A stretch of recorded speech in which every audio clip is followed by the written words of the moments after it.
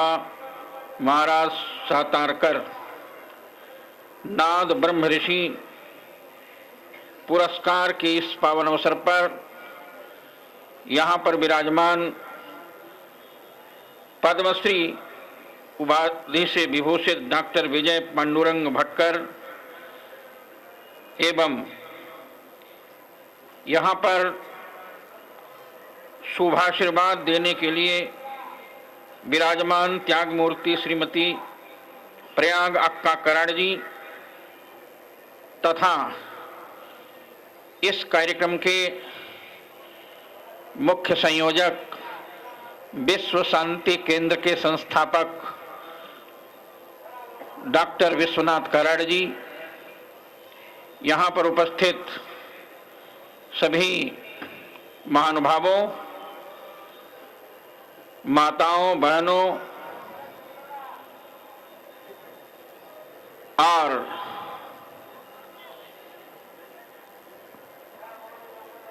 सभी जनता जनार्दन के हृदय में विराजमान संत श्री ज्ञानेश्वर जी महाराज, आज का दिन कितना पवित्र है। किस पवित्र नदी के तट पर संत शिरोमणि श्री ज्ञानेश्वर की इस पावन कर्म भूमि, जन्म भूमि, त्याग भूमि, तपोभूमि और समाधि भूमि में हम सभी लोग उपस्थित होकर आज एक ऐसे महापुरुष के सम्मान के कार्यक्रम में उपस्थित हैं, जिन्होंने नाद के द्वारा ब्रह्म का दर्शन किया है। श्रीमद् भागवत में लिखा हुआ है, भगवान जब नारद जी को दर्शन दिए तो दर्शन देने के बाद भगवान ने कहा, जाओ आज से तुम नाद ब्रह्म की उपासना करो। और मैं निवेदन करना चाहता हूं, नाद ब्रह्म का दर्शन जब योगी लोग समाधि लगाते हैं और यम नियम आसन प्राणायाम प्रत्याहार धारणा ध्यान समाधि में तल्लीन हो जाते हैं तो योगियों को सबसे पहले एक नाद सुनाई देती है, वो ब्रह्म की नाद है। और जिस योगी को साधनावस्था में ब्रह्म की नाद सुनाई दे उस योगी को सिद्ध माना जाता है और सिद्ध प्राप्त करने के बाद वह योगी भगवान का दर्शन करता है। श्रीमद् भागवत में ऐसा लिखा हुआ है। इसलिए हम सब लोगों का सौभाग्य है कि जिन्होंने नाद के द्वारा ब्रह्म का दर्शन किया और उस ब्रह्म को नाद के द्वारा समस्त जनता जनार्दन को दर्शन करा रहे हैं, इससे बड़ा सौभाग्य और क्या हो सकता है। मुझे याद है जब भगवान राम अयोध्या से 14 वर्ष जंगल के लिए गए और एक बनचर बंजारा भगवान श्री राम का दर्शन करने के बाद जब ये प्रश्न करता है कि आप कौन हैं और कहां से आए हैं, धैर्यवंतौ सुवर्णाभौ को युवाम चिरवाससौ निस्वसंतौ बरभुजौ पीड्यंतौ इमा प्रजाः आयताश्च सुवृत्ताश्च बहवः परिहोपमाः सर्वभूषण भूषारः किमर्थम न विभूषिताः। श्रीमद् वाल्मीकि रामायण में एक बनचर बंजारा की बात को सुनने के बाद भगवान श्री राम को बड़ा आश्चर्य होता है और भगवान श्री राम ने लक्ष्मण को सावधान करते हुए कहा था, लक्ष्मण जिस बनचर से, जिस बानर से बात करने के लिए तुम जा रहे हो वो साधारण नहीं है, उसकी वाणी को सुनने के बाद ऐसा लगता है कि ना ऋग्वेद विनीतस्य ना यजुर्वेद धारिणा न सामवेद विदुषा शक्यमेवं प्रभाषितुम नूनम व्याकरणम कृत्रिम अनेन बहुधा श्रुतम बहुव्याहरतानेन न किंचिद अपशब्दितम न मुखे नेत्र्योर्वापि ललाटे च भ्रुवोस्तथा अन्येषु जगात्रेषु दोषा संविदिता कुचित अविस्तरम असंदिग्धम अविलंबित मद्रुतम उरस्थम कंठकम वाक्यम वर्तते मध्यमे स्वरे उच्चारित कल्याणीम वाचम हृदय हारिणीम अनया चित्रयामाचा तिष्ठान वजनस्थया कस्य नाराध्यते चित्तम उद्यता से हरिरपि। उस वाणी को सुनने के बाद, उस शब्द को सुनने के बाद, उस नाद को सुनने के बाद भगवान श्री राम ने कहा, आज तक मैंने ऐसी आवाज कभी किसी की सुना नहीं था, इसलिए अविस्तरम असंदिग्धम अविलंबित मद्रुतम उरस्थम कंठकम वाक्यम वर्तते मध्यमे स्वरे। स्वर ब्रह्म का वर्णन भगवान श्री राम कर रहे हैं। हृदय से, तालु से और मूर्धा से निकली हुई जो वाणी है, उसी वाणी को नाद ब्रह्म कहा जाता है। उसी वाणी को पहली बार भगवान श्री राम ने एक बंजारा बंचर हनुमान जी के मुखारबिंद से सुन करके उनको आश्चर्य हुआ था कि जंगल में रहने वाला जब बंदर ऐसी भाषा का प्रयोग कर सकता है तो फिर जो अन्य होंगे उनकी क्या दशा होगी। आज संत ज्ञानेश्वर की इस पवित्र भूमि में नाद ब्रह्म ऋषि का दर्शन करने के बाद और उनके सम्मान पत्र को पढ़ने के बाद मुझे बड़ा आश्चर्य हुआ और मैं अपने मन में बैठकर जब इस मान पत्र को पढ़ा जा रहा था तो विचार कर रहा था, काश यदि ऐसा महापुरुष उत्तर भारत में पैदा होता तो हम लोगों को भी दर्शन का सौभाग्य प्राप्त होता। आज संपूर्ण विश्व भारत की ओर देख रहा है। संपूर्ण विश्व इस बात को अच्छी तरह से जानता है कि भारत ही विश्व को शांति प्रदान कर सकता है और इसीलिए यह भूमि साधारण भूमि नहीं है, यह भूमि ऋषि भूमि है और कृषि भूमि है और जहां विजय भट्टकर जैसे लोग हैं वो विज्ञान की भूमि है। और इसीलिए श्रीमद् भागवत में लिखा हुआ है, ज्ञान विज्ञान संपन्न भजमाम भक्ति भावता। जो ज्ञान और विज्ञान से संपन्न होकर हमारी भक्ति करेगा मैं उसी को प्राप्त होऊंगा। और मुझे ऐसा लगता है ज्ञानेश्वर की भूमि में ज्ञान भी है, विज्ञान भी है और भक्ति भी है। ऐसा लगता है कि साक्षात त्रिवेणी की पावन धारा इस ज्ञानेश्वर की भूमि में प्रवाहित होकर के इस भूमि को त्रिवेणी बना दिया है।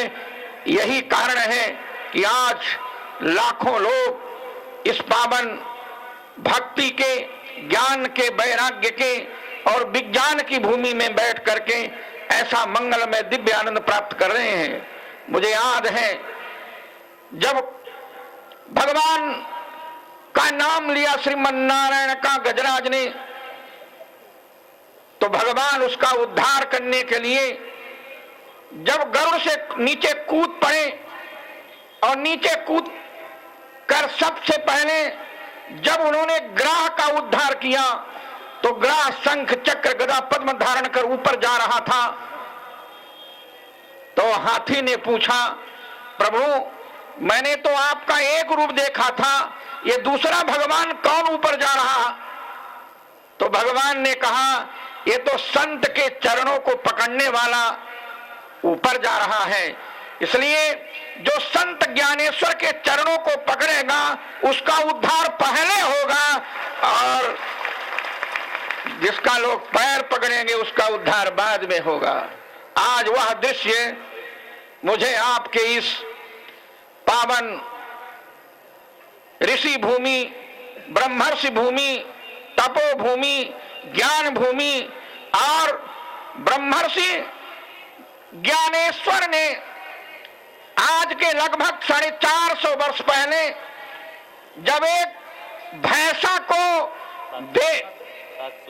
700 साल पहले जब एक संत ने, एक महात्मा ने, एक ज्ञानेश्वर ने साधारण भैंसे के मुख से वेद मंत्र का उच्चारण करा दिया था, तो आज इन लाखों राम भक्तों के हृदय में यदि नाद ब्रह्म की स्थापना हमारे पूज्य नाद ब्रह्म ऋषि ने कर दिया है, तो मुझे याद आता है वस्तुतः इस पावन भूमि में जो भी आएगा उसको नाद ब्रह्म का दर्शन होगा, और नाद ब्रह्म के दर्शन के बाद सच्चे अर्थों में स्वर ब्रह्म माने नाद ब्रह्म, ब्रह्म का वर्णन जहां किया गया है वेदों में, वहां लिखा हुआ है कि वह ब्रह्म कैसा है। उसमें वेद लिखता है नाद ब्रह्म, शब्द ब्रह्म, स्पर्श ब्रह्म। ये जो नाद ब्रह्म है, जो शब्द ब्रह्म है, शब्दे ब्रह्मण स्थित्वा ततः सत्यम समीहते। ब्रह्म स्वर में स्थित है, और वह स्वर जिसको नाद बोलते हैं, जिसको स्वर ब्रह्म कहा जाता है, आज उस स्वर ब्रह्म का उच्चारण करने वाले महापुरुष का दर्शन साक्षात इस पावन नदी के तट पर बैठ करके आप सब लोग कर रहे हैं। इससे बड़ा सौभाग्य और क्या हो सकता है। मैं इसके सम्मान किया है, प्रभु का सम्मान किया है, श्रीमन नारायण का सम्मान किया है, इसलिए जनता के हृदय में श्रीमन नारायण विराजमान होते हैं। आज वही ब्रह्म मुझे यहाँ साक्षात दिखाई दे रहे हैं। इसलिए ऐसे मंगलमय दिव्य पावन अवसर पर मैं निवेदन करना चाहूंगा कि आप सब लोग बड़े भाग्यशाली हैं जो इस पावन त्रिवेणी में, पावन गंगा यमुना सरस्वती की पावन धारा में बैठकर उस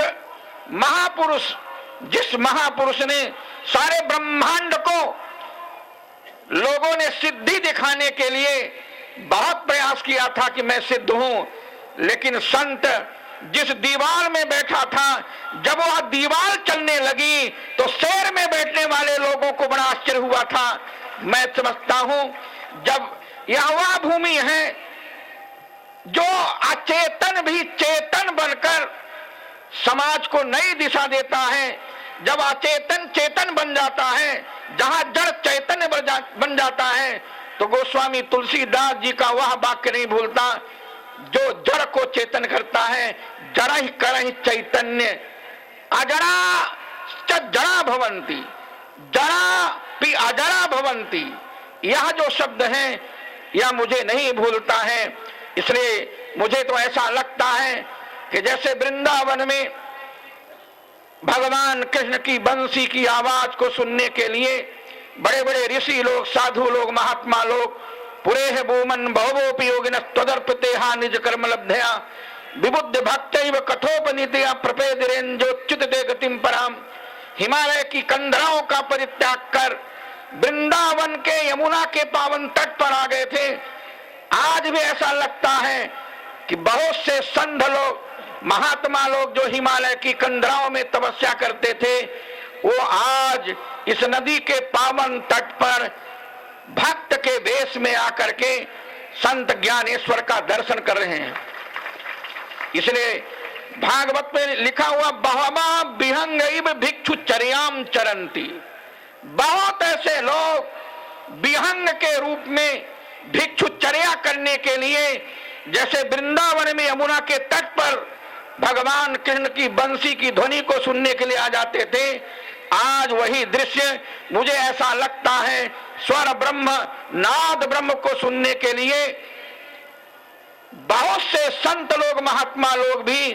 पक्षी का रूप धारण करके, कोई कबूतर बनकर, कोई मोर बनकर और कोई दिव्य रूप धारण करके इस पावन नदी के तट में आ गया है। भागवत का वह श्लोक नहीं भूलता है जिसमें देवता लोग भी देवांगनाओं को अपने विमान में बैठा करके वृंदावन में यमुना के किनारे ऊपर से आ करके भगवान का दर्शन करते थे। आज वही दृश्य मुझको यहां पर दिखाई दे रहा है। इस दृश्य को और उस दृश्य का अवलोकन करने के बाद मुझे ऐसा लगता है कि साक्षात वृंदावन, यमुना का पावन तट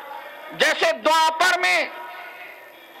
वहां था, इस कलयुग में संत ज्ञानेश्वर ने अपने प्रिय भक्त डॉक्टर विश्वनाथ कराड़ के माध्यम से